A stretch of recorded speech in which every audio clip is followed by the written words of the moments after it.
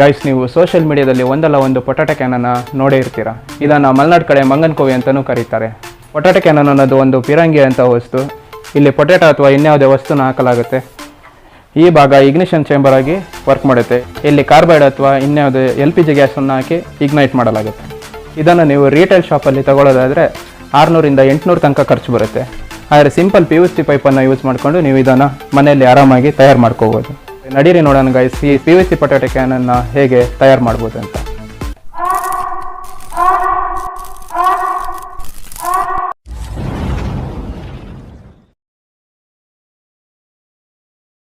ಈ ಮಂಕಿ ಗನ್ನನ್ನು ತಯಾರು ಮಾಡಲಿಕ್ಕೆ ನಮಗೆ 3 ಇಂಚಿನ 1 ಅಡಿ ಉದ್ದ ಒಂದು PVC ಪೈಪ್, ಹಾಗೆ 1.5 ಇಂಚಿನ 2 ಅಡಿ ಉದ್ದ ಒಂದು PVC ಪೈಪ್, ಹಾಗೆ 3 ಇಂಚಿಗೆ ಒಂದು ಎಂಡ್ ಕ್ಯಾಪ್ ಬೇಕಾಗುತ್ತೆ. 3 ರಿಂದ 1.5ಗೆ ಒಂದು ರೆಡ್ಯೂಸರ್ ಬೇಕಾಗುತ್ತೆ.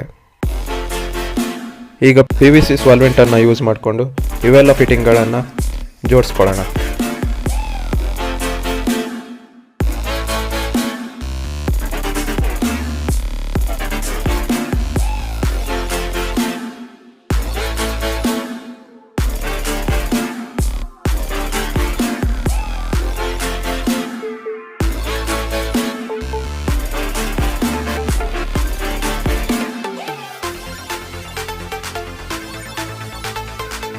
ಡ್ರಿಲ್ಲನ್ನು ಯೂಸ್ ಮಾಡಿಕೊಂಡು ಇದಕ್ಕೆ ಒಂದು ಸಣ್ಣ ಹೋಲನ್ನು ಮಾಡ್ಕೊಳ್ಳೋಣ. ಇದು ಇಗ್ನಿಷನ್ ಚೇಂಬರ್. ಗ್ಯಾಸ್ ಲೀಟರ್ನಿಂದ ಇಗ್ನೈಟ್ ಮಾಡೋಕ್ಕೆ ಇದಕ್ಕೆ ಒಂದು ಸಣ್ಣ ಹೋಲ್ ಬೇಕಾಗುತ್ತೆ.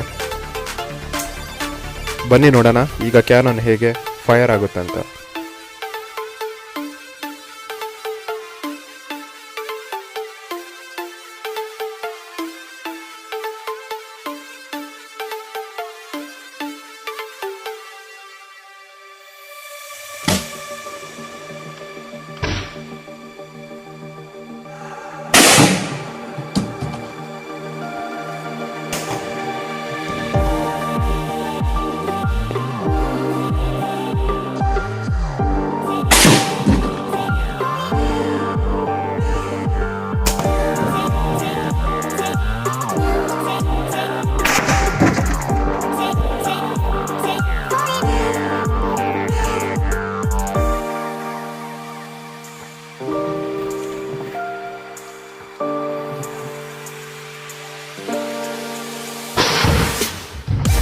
ಗೈಸ್, ನೋಡಿದ್ರಲ್ಲ PVC ಪೈನ ಉಪಯೋಗಿಸ್ಬಿಟ್ಟು ಅತಿ ಕಡಿಮೆ ಬೆಲೆಯಲ್ಲಿ ಪೊಟ್ಯಾಟೊ ಕ್ಯಾನನ್ನು ಹೇಗೆ ಮಾಡಿದ್ವಿ ಅಂತ ಹೇಳ್ಬಿಟ್ಟು.